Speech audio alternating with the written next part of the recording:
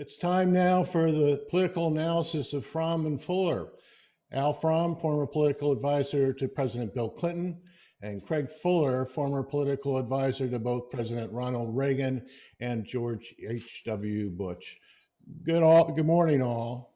Al, a few days ago, a jury unanimously convicted Derek Chauvin on 3 counts of murder in the death of George Floyd in Minnesota last year.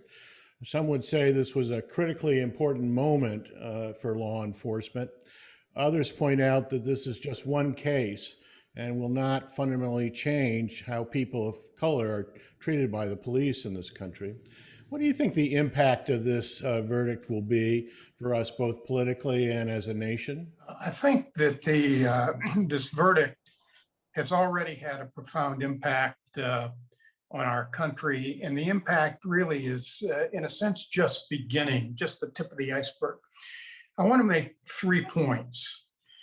First, I think it's clear to anyone who watched the trial, including the jury, and saw that horrifying video that Derek Chauvin murdered George Floyd. But what is not as clear, I guess, to most Americans is how close we came to never even knowing about this case.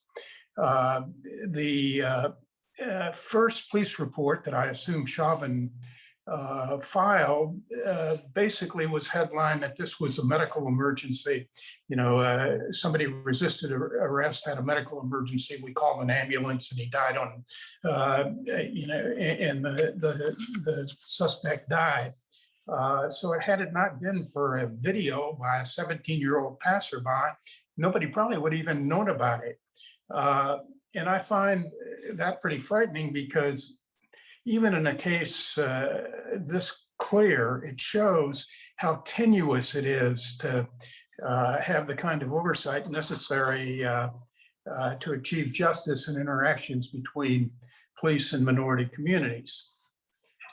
Second, we definitely need fundamental police reform.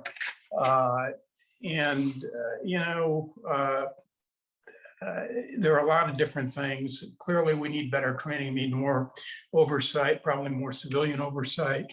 I think more community policing, more integration of policing and social services, so police aren't always asked to do things they aren't equipped to do. And probably there are a lot of other things that experts in the field would say we need to do. But the point is, police reform is very complicated, and it's not going to be solved by slogans. We need better police, probably more police in a lot of communities to keep inner city and high crime neighborhood residents safe. Those are dangerous places. In 2020, we saw an increase in homicides in almost every major American city. Baltimore, incidentally, being an exception, it had a very small decrease. But there was a front page story in today's Chicago Tribune about the new police chief in his first year of trying to implement reforms. As you know, Chicago's police department doesn't have a very good reputation, and it's a well-earned bad reputation. But Chicago had 760 homicides last year, 4,000 shootings, and they're ahead of that pace this year.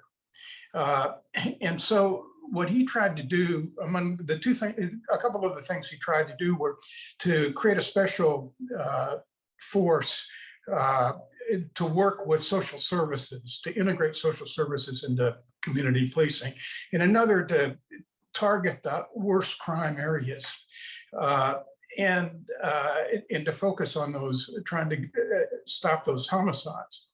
Well, then he felt cross pressures, because people in the neighborhood said, well, you're taking police from our local beats to put them in these special units. The point is that protecting these neighborhoods is very difficult.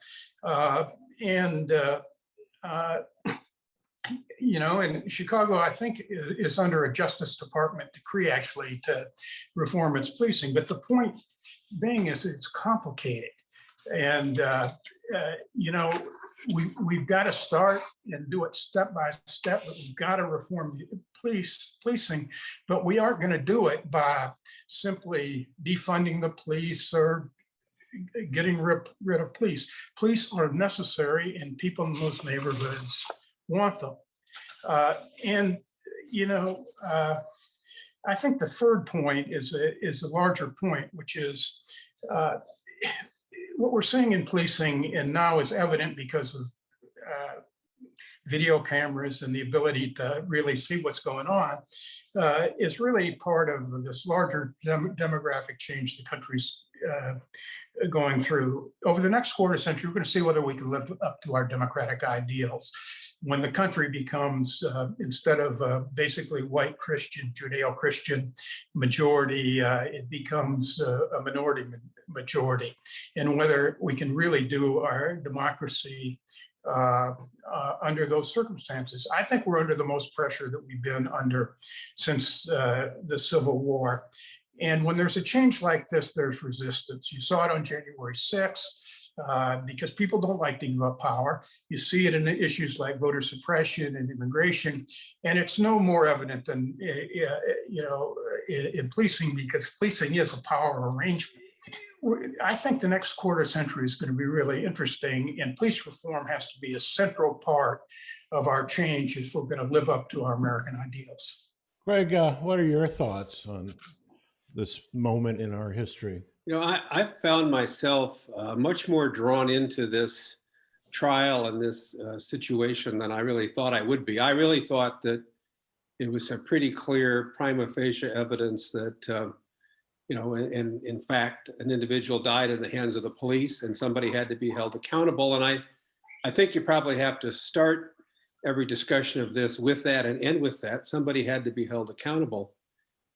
But it seems to me, and Al used the word complicated, even in this case, where video evidence suggested a pretty straightforward conclusion, I think it's far more complicated.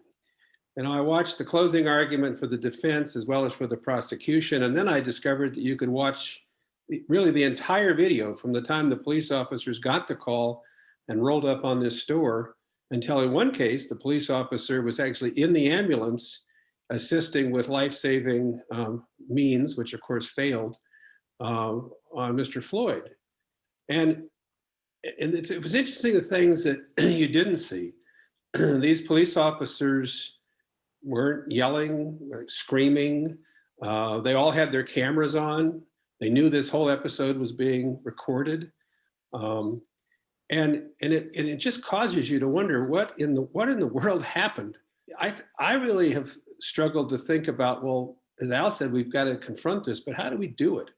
How do we do it as a nation? And it's a model that probably not many people would go to, but decades ago, there was a tragic airplane crash over the Grand Canyon. Two planes collided with each other. And the country realized, and the manufacturers realized, that if we were going to have a safe air transportation system, manufacturers, the government, the airlines, all had to collaborate and study each and every instance where there was not only an accident, but where there was a near miss or a near accident, every anomaly. And today, sure, we study accidents, they get a lot of attention, but we take time to study the details of why at certain airports are there more missed approaches? Why do pilots miss the altitude on certain fixes across the country?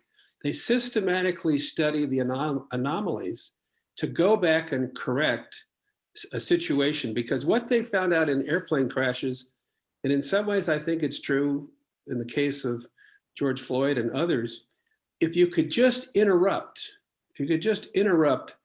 any time segment and change the decision-making, you could prevent death or loss of life or risk. And so in aviation, the attention is, how do you disrupt a pattern of activity that leads to deadly consequences?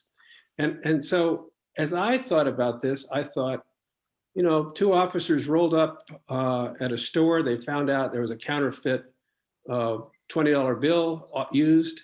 They were told where George Floyd was parked. They walked over to the car. There was a passenger on the right side, George Floyd on the left side. They didn't immediately confront them. They told them to show them their hands. The passenger on the right complied. There was no altercation whatsoever. George Floyd was clearly having some kind of either seizure or meltdown of some kind, but he still put his hands on the steering wheel, and yet the officer drew his gun. He did get him handcuffed. George Floyd couldn't run down the street. He could barely stand up. He hadn't done anything threatening, and yet they were compelled to order him to do things that he was physically incapable of doing, and then became highly agitated. And they eventually couldn't even get it. 4 police officers couldn't get him in the back seat of a car, even though he was handcuffed. And they had called the emergency services. It took a while for them to get there. And their best idea was to pin him on the ground with a knee on his neck, which of course proved fatal. They never used tasers. If they had tasers, then maybe they didn't. They could have tased him in the driver's seat, and one officer said he was concerned he would start the car and drive away. The point here is that there were many points in nearly a 20-minute, it wasn't just 9 minutes, it was 10 or 15 minutes before they dragged him out of the car. There were many points in this period of time when had just one thing been done differently, somebody who presented a counterfeit bill would be alive today. And I think that what has to happen is, like the aviation community, law enforcement, it can't depend on Washington. It has to be chiefs of police. It has to be state by state, city by city, that commit to the kind of inspection of these cases where all the information is shared and people learn. I do think there's a huge training issue. Drawing a gun on an individual sitting and putting his hands on his steering wheel, who's not offering any threat, who wasn't accused of any threat, immediately creates hostility in the encounter, and things go south very quickly. So I hope that, like the crash in the Grand Canyon, that stuck with a whole industry and a whole set of stakeholders, I hope that this leads to a real commitment to much more intensely study these actions and learn from them, because only through that are we going to get any better at this. And you just can't do it one city, at a time. You really have to collectively look at all of the instances. Just like you wouldn't say, well, if a plane crashes in California, we'll ignore it and ignore the situation in New York because it doesn't apply to us. Obviously, it's applied really across the world. So we've got a long ways to go, and I'll end where I began, which is to say that someone had to be held accountable, and a single police officer has really been held to account, probably deservedly so. But the system is also at fault, and it's a lot more complicated than just the 9-minute video might have suggested. Al Fromm, Craig Fuller, thanks so much. See you next week.